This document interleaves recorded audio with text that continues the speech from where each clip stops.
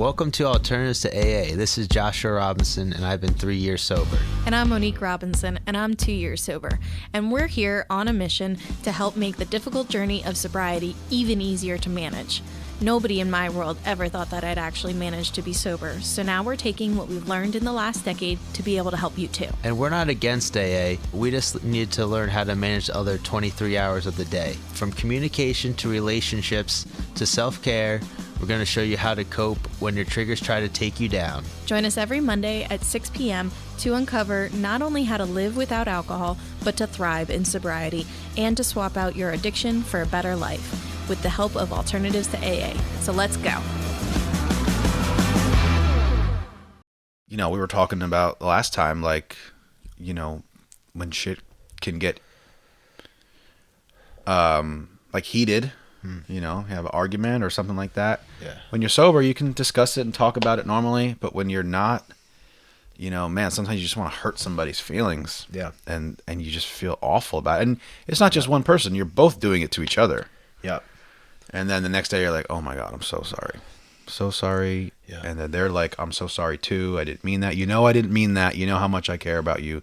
You know how much I love you. You know, we can't do that again. But it is true because know? you guys, like, because when you say that to the other person, you do actually care about them. Of course. But it's literally the alcohol messing with it. Yeah. You know, it causes confusion. And it can turn people. It'll make you act like a totally other person. Yep. But she referred to it as a demon in the bottle. Yeah. Or the devil in a bottle. I would because she had a huge issue with it too. Yeah. It does bring out that side of you that if you want to, you're like, oh, okay, I can do whatever the fuck I want. Mm-hmm. And I don't really care. It literally brings out that side. So that's why it's so dangerous. It's the only drug that's actually been like proven to increase aggression because of that factor where you literally think you can do and say whatever you want, and then it's okay. With no consequences. No consequences. But then a lot of times there ends up being consequences like DUIs and you leave a trail of blood behind you. Yeah. And yep. You're like, oh my God, that was so dumb. Yeah. But when you're both doing it together, you both have each other to blame for it. Like you're not pointing at your fingers, but you're like, we shouldn't have done that. Yes. So you both partake, but you're kind of like blame each other instead of... Yeah. You're both responsible for your actions. Yes. But you're also putting a little bit of blame on the fact that you did this, you shouldn't have done it. Yeah. And now you're upset with each other. And now you're like, oh, and you know, I've had conversations like that too, where it's like, okay, we were having such a good time, and then we weren't having a good time. Yeah. So next time we're not going to do that, and then it happens again. Yeah. And then you have to sometimes, you know, you have to put the blame on yourself. Yeah. 100%. Because you did it. You spoke those words. Yeah. You put yourself into a compromising position to affect a personal relationship with someone. And it doesn't need to be a girlfriend or a wife or a husband, or, you know, it could be your mom, it could be your dad, it could be anybody, it could be a friend. Yeah. You know, but you put yourself in that position. So,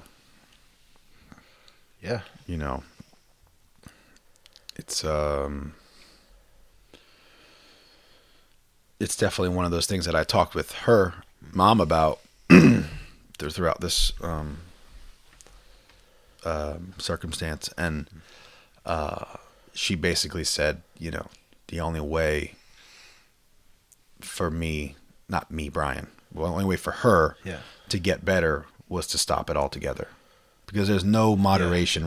There's no regulating the moderation, if that makes sense. Yeah, that makes sense. It's either you're doing it, or you're completely not doing it. Yep.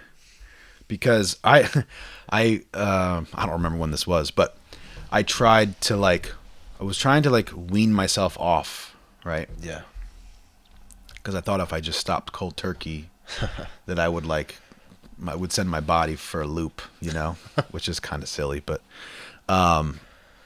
So I was like, okay, I'll just go to the store and I'll get a little bit of what, and I'll finish this tonight, and then that'll be it. Yeah. But then it would be gone, and I'd be like, I feel fine. I don't even feel like I even drank anything. Yep. I got you. And there you go. Yep. Go back to the store. Oops. Well, and that's the thing. It's like I feel fine. I feel fine, but it's only like 7:30. Yeah. You know, and you're like, and that's what she used to do. She used to like go back to the store. You know. Yeah. Which is obviously irresponsible, but you know how many people do that? Yeah. I talked to somebody who worked at a liquor store one time. That's so common. And they were like, he's like, you have no idea how many people I see in here 2-3 times a day. Yeah. Because they didn't get enough the first time. Yeah. See, on it, when I drank, I would just get enough the first time. I was in for the day or 2 days. Yeah. You know? But you don't realize people. I mean, there's a lot of people that are silently suffering. Oh, for sure. With this. Yeah. And that would be an interesting conversation to have. You should try to find somebody who works at a liquor store. Yeah. And have them come on and talk about, not personally people, but just in general, like they're selling a product that people are literally addicted to. Yeah. And like killing themselves. And they're making money off of it. Is there any moral ground there that they stand on where you could ask them, like, when you see the same person come in every single day, or like they come into the liquor store and they're already drunk, do you ever think to yourself, like, maybe I should get this guy some help? Because he's like... Yeah, man. I mean, you see the same people all the time, right? Yeah. They have to. Yeah. So, and some people are like, go to one liquor store one day, they go to the other one the next day, because they're shameful of what they're doing. Yeah. They'll like map But they gotta do it, Yeah, they'll like map them out. Yeah. I did that on an accident, because there's a liquor store right by the gym. Yeah. So I would go work out, and then I would go over there real quick. Then I was like, I went to this one, but like 2 days ago I was at the other one. They think I'm like dodging them or something. I was like, I had this like scenario in my mind, right? But yeah, that would be a really interesting conversation to have with somebody. Like, do you ever think about like reaching out to somebody? It's like, you can go to Atlantic City, but like all the way there and all the way home, there's billboards of like, are you addicted to gambling? Get some help. Yeah. But they're literally making money off of people being addicted to giving their money to the casino. Yeah. Yeah, I guess they generally, I don't know, but I would say they generally don't care. No, they don't care. Okay. So if I have one on here, that might be kind of annoying. Well, you could talk to a young guy that's maybe just working there. He's like 18. He can't even drink. Like a little upset about it still. Or a former addict. Yeah. I always wonder if the people at the liquor store, like, are they drunk on the job? Sometimes. Like some bartenders will drink while they're bartending, because everybody's having a great time. Yeah. But I always wonder, like, yeah, they're probably taking a shot or two. Did you take a shot in the back before? Yeah. Always chilling. I don't know. I like. I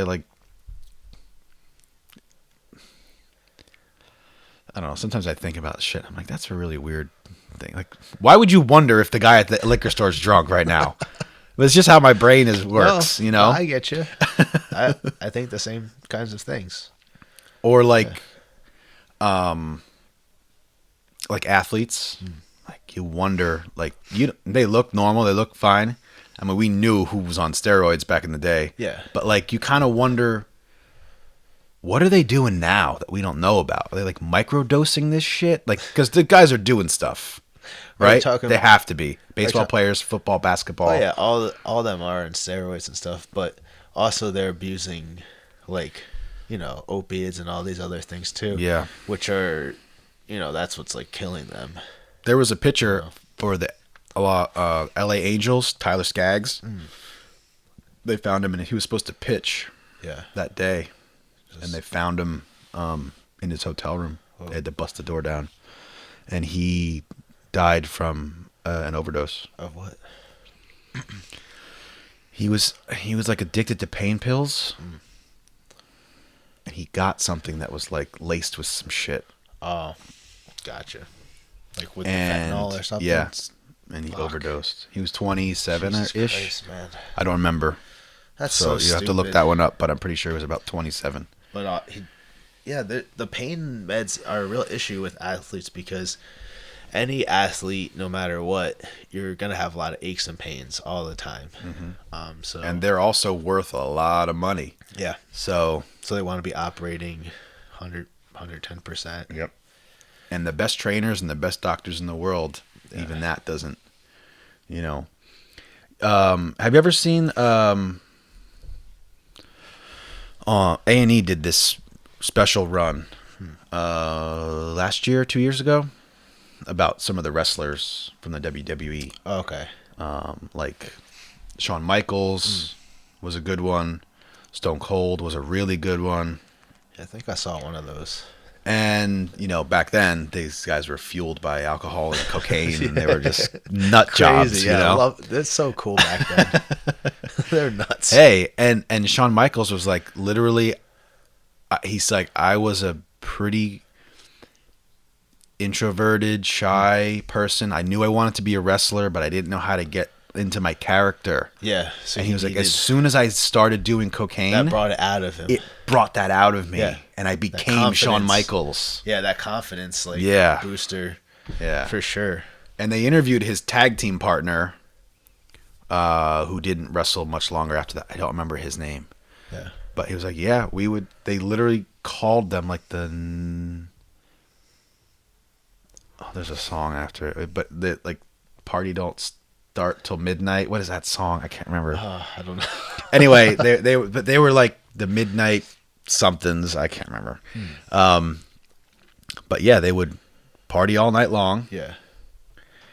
wrestle, because these guys are wrestling like 52 weeks, full year. They're wrestling all the time. Yeah. Twice or 3 times a week. Oh, wow. So they're just destroying their bodies. Yeah, it's a lot. And that one's really good about Shawn Michaels, because he talks about his substance abuse. He's sober now. Stone Cold, same thing. Yeah. And one of his shticks was like, he brings beers into the and he pours them all over himself and shit, like, and it's hilarious. Yeah. He was one of my favorites. I'm gonna be him for Halloween this year. Yeah. He's got the bald head. Baldness. I just got to You do the go. I got to shave the rest of this and do the goatee. Yeah, you're but good. yeah, that's gonna, and the outfit's easy. I just got to cut off some jean shorts, and I already have the Stone Cold shirt, the 316. That's funny. So That works. So I don't know what Braxton's gonna be, but we got to figure something out. But his was really good too, and he was going through a divorce with his wife. Okay. Because he chose his career over his marriage and his family and stuff, and he Kind of sucks. he said, I had to make the decision to either focus on my family more, or focus on me and my career and Stone Cold. And he said, selfishly, I chose me, and that's how I knew that I shouldn't be married anymore. Is because I needed to choose me over what I was doing. He's like, so filed for the divorce, got divorced. But he said during that time, he was drinking like 3 bottles of wine a day. 3. One for breakfast, one for I don't lunch. know. And the dude is a wrestler, right? So he's Yeah, that's also crazy. physically exerting himself. And he said, It's nuts. in the special, you have to watch it. The Stone Cold one is awesome. He talks about how he was drinking like 3 bottles of wine a night after at wrestling, and then Crazy. drinking coffee the next day to wake up. And his heart was literally they thought he was going to have a pulmonary edema. I think that's what it's called. Like he thought his heart was just going to fucking explode. Jesus. Because he was drinking and then trying to wake up the next day, drinking a whole shitload of coffee. So his heart just freaking Yeah, out. and caffeine is a diuretic too. So you're dehydrated from the alcohol. Now you're dehydrating yourself from the caffeine. And he's like, I walked into the hospital.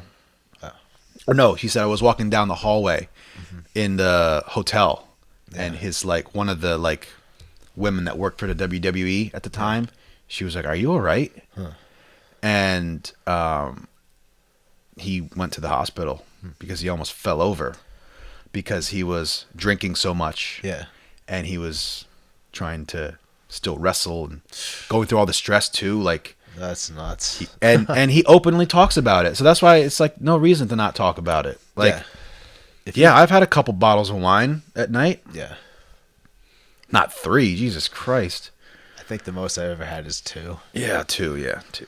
That's about 3 is just how many glasses of wine is in? It's a lot. It's about 4 glasses in a bottle, I think. So I don't know. Is it more? I don't know how many ounces it is. It depends on what size bottle you buy, but a normal size bottle, I think, is like 4 glasses. Yeah. 4 glasses, 8 ounces. Oh no, it's 4 a ounces. Wine is 4 ounces. Yeah. So maybe it's more, but yeah, those specials are awesome. Definitely recommend it to anybody who want to see like a inspiring story about an athlete, a couple athletes. Shawn Michaels, Andre the Giant was the same way. He used to drink like 60 beers at a clip. It's really the pain thing because honestly, these athletes, you just no matter what sport, you just like put your body through the grinder, and your back's gonna hurt. Something's always gonna hurt. So these people, they end up usually drinking or doing the opiates, like and if you mix the two, then that's the worst. Yeah. I forget who it was, but a lot of these music stars, like they literally, we're all human, right? But they're humans with all the stress on top of them. Yeah, a lot. So they can't deal with being famous. Yeah. I don't know how I would deal with it. No. But they're like, and they have to like make appearances. So it's like, you have to go drink. You have to do drugs. You have to live this rock star lifestyle. So you're kind of out of it all the time. Yeah. Just so you're not, because it's just like almost too much that they would just freak out all the time. Dave Mustaine was on Joe Rogan about a month ago. Yeah. And there's a really good clip, I'll send it to you, of him talking about managers feeding rock stars drugs. Oh, yeah. To like keep them sedated. Yeah, that's been happening forever. He was like, they were trying to do it to us. Yeah, that's and he was like, eventually I had to take control and stop because I knew what they were doing. They were taking advantage of manipulating. us. Yeah. No, it happened all the time. Still happens. Yeah. I mean, drugs can really control your life very easily.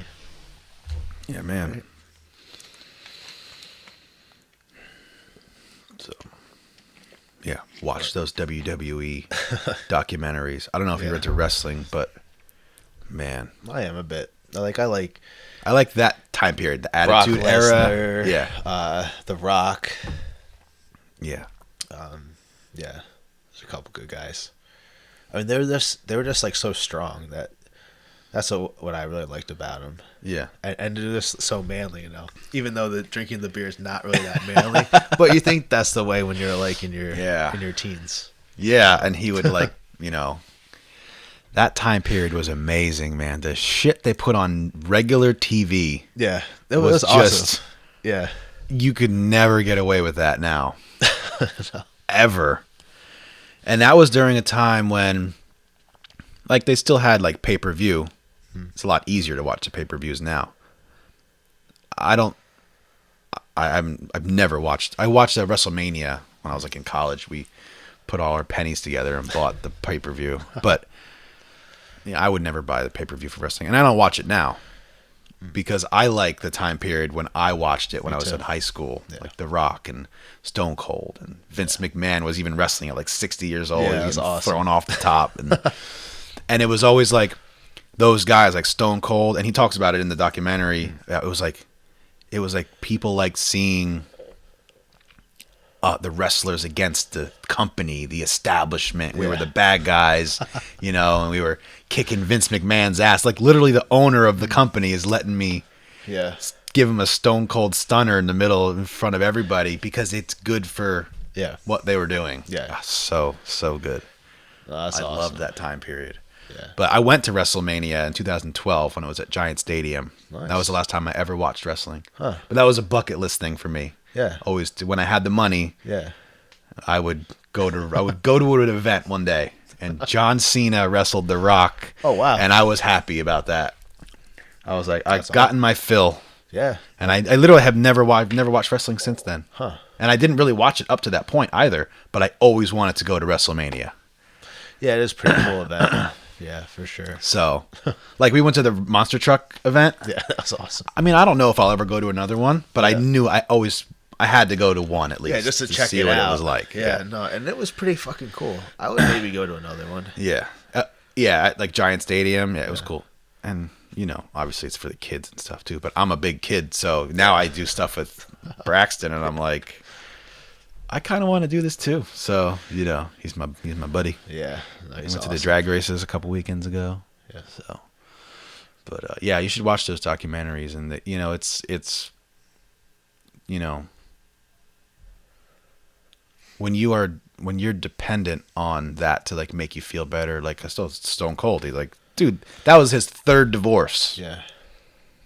Yeah, it's crazy. And like, obviously these guys are living this high octane lifestyle, but like, the only way for him to cope with it was The drugs. fucking drink at night. Yeah. You know? Yeah, to still have that, like, the high octane part. Yeah. That kind of little chaos in there. Yeah. And you, like, no matter what messed up situation you're going through in life, it feels like that will just at least make you feel better for a while. Even if you're Stone Cold Steve Austin and you gotta, you know, you're in the limelight all the time, you know, in the world that you exist in. Yeah. So, yeah, really, really interesting. But I think everybody at some point has had an issue with this, honestly. What, with drinking? Yeah. Almost everybody has. Yeah. And, like, you know, and what can be, like, not really a problem right now for somebody can turn into one in time. Yeah. And, or somebody might not know they have a problem. It's something that definitely can progress. Like not everyone starts drinking like just crazy out the gate. Somebody can like drink a little bit for 10 years and then out of nowhere something horrible happens to them, traumatizing. Next thing you know, you don't fix that trauma. What happens is then you want to drink because it's so intense, right?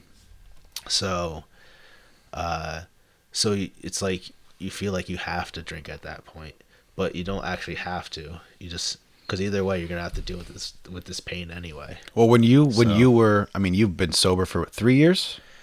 Yeah, and honestly, what was your reason to drink? I never asked you that. To drink? Yeah. So you know my reason. Yeah. So so now I'm kind of figuring out that it actually had to do with like childhood trauma. Okay. And I didn't know where these like feelings would come from.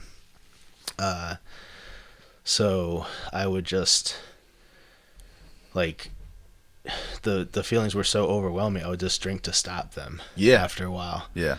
But like I never actually like realized what the problem was, and I still didn't until now. So I'm just figuring this out now after being sober for 3.5 years. Of still that I haven't even fixed the problem. So that's terrifying. So I've been sober all this time. I think I'm doing everything perfect. And then I realize that the biggest problem I'm just starting to process. Yeah. So that's another thing about like the drinking. It usually comes from a place of trauma and not wanting to go back and deal with that. Yeah. At least that's how it was for me. When I was doing it for like a therapeutic thing, like treating it like I was medicating myself. Yeah, self-medication for sure. I felt like it was just like I told you before, and when we did the last podcast, it was turning my brain off. Yeah.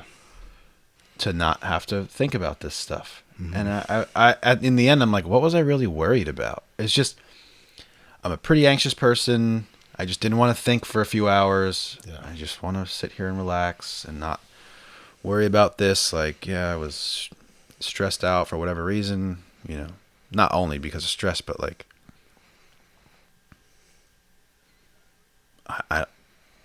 I don't know where I'm going with that, but my point is like, I was just overwhelmed with what the thoughts in my mind were. Yeah. And I needed to turn those thoughts off. Yeah. And that helped for a few hours. Yeah. So I was just curious because you never really, I mean, I knew that you did. I knew that you stopped, but like, I never really knew the reason why you started. Why drinking. Why I started, yeah. And when it became a problem. Like, when did it turn from fun to a problem? Because that's when I started realizing, like, okay, this is an issue now. Yeah. It stopped being fun, and it started being a burden to me. And then it's how far do you want to push that? Yeah. And that's really what it comes down to, because eventually you'll find out that, you know, you should have stopped a long time ago. But, Yeah.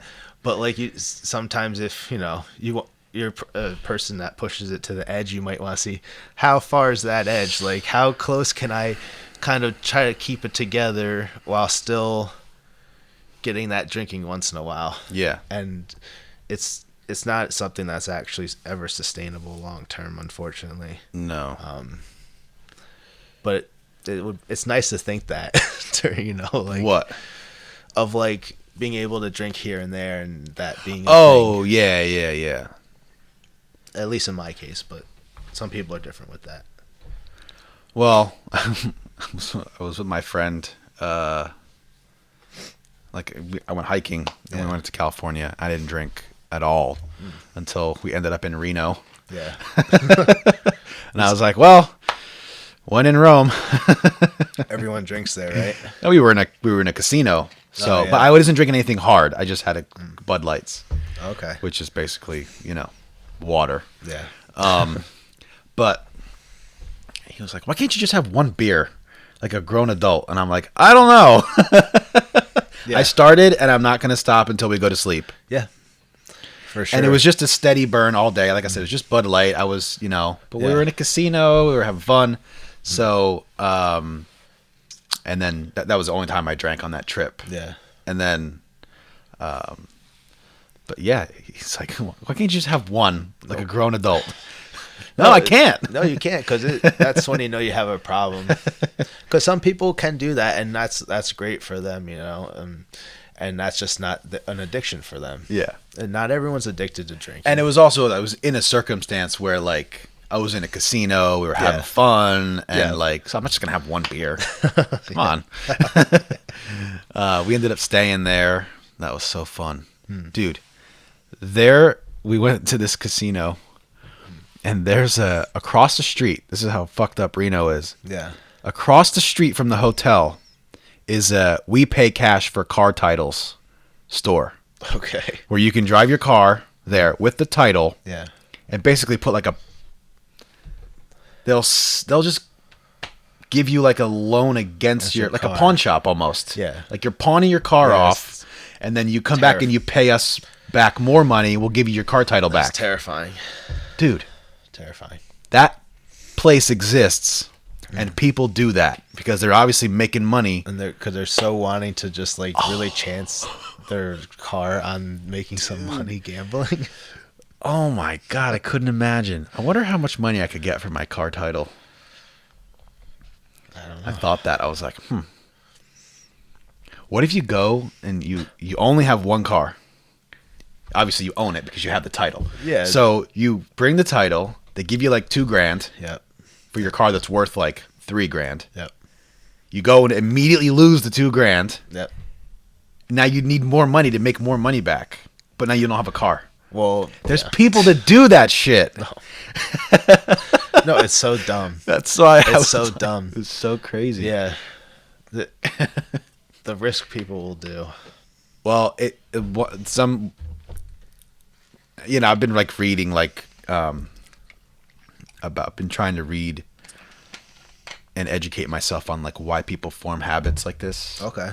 Nice. And one of the reasons why people are addicted to gambling, dude, there's people that are addicted to fucking scratch off tickets. Yeah. There's lots of addictions. So the gambling thing and the scratch off ticket thing is like, today's going to be the day that changes my life, that I become a millionaire.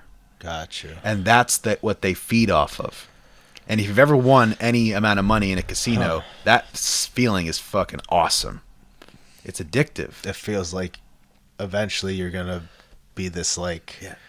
Bro, there's people that will sit at the slots for 8 hours and just slowly lose like $500. It's so terrifying. And I've played slots before. It's so boring. Yeah. I mean, blackjack's fun. I lost $300. Which in my mind is I paid $300 to have a good time. Yeah. I'm not going to tell you how much my friend lost, but he didn't. He doesn't care. So yeah, he's got enough money to lose. On his scale of what's acceptable to lose. Yeah. But he's a really good blackjack player. And we played. What's the other one? Where you throw the dice down the board. Yeah. Craps. Yep. So he taught me how that you play craps because it's a really confusing game. Yeah. I had no idea what to do. So he just walked me through it. It was fun. But yeah, there's some all different kinds of addictions out there, man. Yeah. Those scratch offs. Yeah. There's a separate garbage can at the convenience store by my house that's full of scratch offs. Wow. And there's guys in there, they'll buy the scratch off, they'll buy like 3 or 4 of them, they'll stand there, scratch them off, go buy a couple more. Because, there's people that just kind of hang out around that place, which is fine, I don't care. But, wow. That's crazy. Every once in a while, they'll win like $300 or $400. But how much money do you have to spend to win $400? Thousands. Let's say you spend $10 a day on scratch offs. That's $3,500 a year, or $600 a year. Right? Is that the right math? I don't know. 360 times 10, yeah, 3,600. Yeah, it's a lot of money. It's a nice down payment on a car. Yeah, I think that's right. Yeah, 360 times 10. 360. I'm fucking forgetting how many days are in a year. 365. Yeah. I was like, wait. I think we're good. Is there 350 or what? Yeah. But yeah, that was a fun time. Yeah. And we hiked so much. The last day. So we did. We were in Yosemite, and we did like 10 miles the first day, like 12 miles the second day. And we took a break because it rained. And then we did 17 miles. Nice. And mind you, you're already at 9,000 feet, so you're already at elevation. So it just wiped the energy completely out of us. And on the last day, we got to the top, and it started thundering and lightning at the top of the mountain. And we were like, we got to go now. So we hustled back down the mountain, and then we didn't hike again because we were just shot, dude. Going from... I mean, my workouts are usually just mainly like lifting, right? It's not... I mean, hiking isn't really cardio, but you're taking like 50,000 steps, My hips were all, messed sore. up. My feet were sore. But it was a lot of fun. I just didn't want to come home, so. Wanted to stay there. Yeah. Keep hiking. Be like Forrest Gump, hike around. Yeah. What is that thing he says in that movie? He's like, I was gonna stop, but I just kept going. And then that's how we ran across the country. Remember? Yeah, like I was wondering, like, why, like, what's the inspiration? He's like, I don't really know. That movie is so good. Yeah, and they stop at that's the place I've always wanted to go, where he stops. You can go to the place where he stops. It's in Monument Valley. Where he stops. Oh, where he finally stops running. He's like, I think I'm gonna go home now. That's awesome. And the guy's like, I stepped in shit. And he's like, it happens. And he's like, happens. What? Shit. And they made it a t-shirt. Like, Forrest Gump invented everything from like the 70s. Yeah. No, that's a good he was movie. A war hero. He, was a football hero. Yeah. Yeah. No, it's a good Vietnam movie. veteran. Like, yeah, that movie's great. Thanks for listening to Alternatives to AA. If you would like to contact us directly, please shoot us an email at alternatives2aa2021@gmail.com. We also hope that you continue to join us on Mondays at 6 p.m. You can watch us live on YouTube. You can subscribe to us that way as well. You can leave us a 5-star rating and follow us on Spotify. And if you're on Apple Podcasts, we ask that you please leave a rating and an honest review. We'll see you next week. Bye.